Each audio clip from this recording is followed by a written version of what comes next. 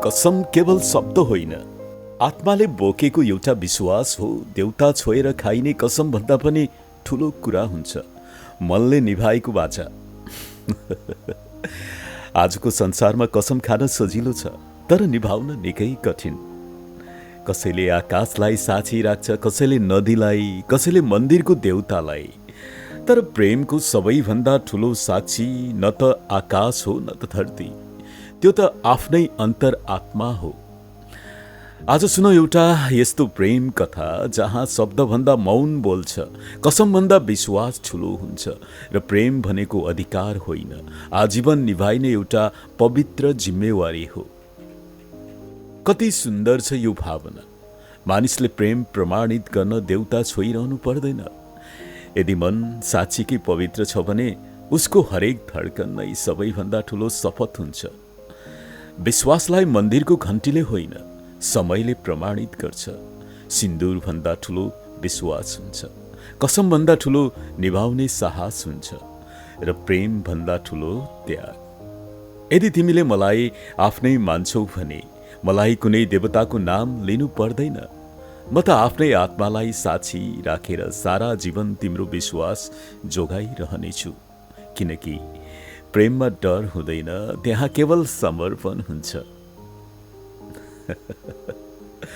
तर साक्षी राखेर गरिएका बाचाहरू समयसँगै हराउन पनि सक्छन्। पानी छोएर गरिएका कसमहरू हावासँगै उड्न सक्छन्। तर आँखामा भरिएको एउटा साँचो आँसु र हृदयमा राखिएको एउटा निष्कलङ्क भावना कहिले मेटिँदैन। धर्मले प्रेम सिकाउँछ, तर प्रेमले धर्मभन्दा माथि उठेर मानिसलाई मानवता सिकाउँछ।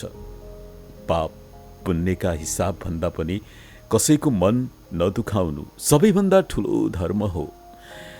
यदि तिमीले विश्वास गर भन्छौ भने म त यस्तो मानिस हुँ जसले कहिले अविश्वास गर्न सिकेन। किनकि विश्वास गर्नेहरू हार्दैनन्, धोका दिनेहरू मात्रै आफ्नै आत्मासँग हार्छन्।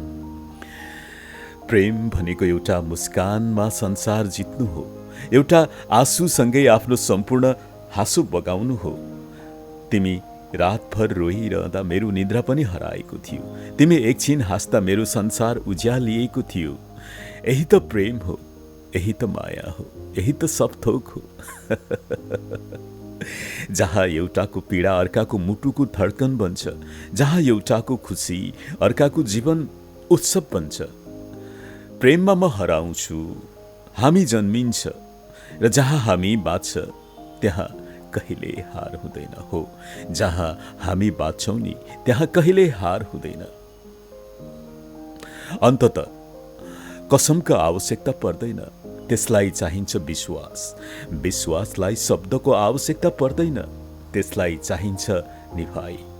निभाउन सकियो भने सारा देवता पनि मौन भएर मुस्कुराउँछन्, र निभाउन सकिएन भने हजारौं कसमले पनि टुटेको सम्बन्ध जोड्न सक्दैन। यदि जीवनमा कसैलाई प्रेम गर्नु छ भने उसलाई बाचा होइन, विश्वास देऊ, कसम होइन, साथ देऊ। किनकि समय बितेपछि मानिसले सुनेका शब्द बिर्सन्छ, तर महसुस गरेको प्रेम कहिले बिर्सदैन।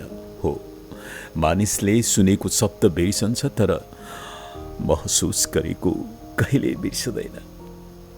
कस्तो लाग्यो साथीहरू आजका शब्दका बहकाइहरू? जे जस्तो लागे पनि तपाईँ मेरो आफ्नो मान्छे, लाइक शेयर कमेन्ट गर्नुहोला। अनि यो च्यानललाई अहिलेसम्म सब्सक्राइब गर्नुभएको छ भने कृपया हो मैले भन्न खोजेको त्यही नै हो, च्यानललाई सब्सक्राइब गरिदिनु होला। आजलाई यति नै, बिदा माग्छु। नमस्कार।